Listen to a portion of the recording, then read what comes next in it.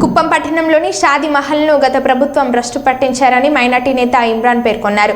ఈ సందర్భంగా ఆయన మాట్లాడుతూ షాదీ మహల్ని దుకాణాలు ఏర్పాటు చేస్తే అస్తవ్యస్తం చేశారని మండిపడ్డారు. ఈద్గాకు వచ్చిన టీడీపీ ముఖ్య నేతలను షాదీ మహల్ను పునరుద్ధరించి మౌలిక వసతులు కల్పించాలని ముస్లిం మైనార్టీలు కోరడంతో స్పందించిన టీడీపీ నేతలు సీఎం చంద్రబాబు నాయుడు చొరవతో షాదీ మహల్లోని దుకాణాలను తొలగించి వినియోగంలోకి తీసుకువస్తామని హామీ ఇచ్చారని తెలిపారు.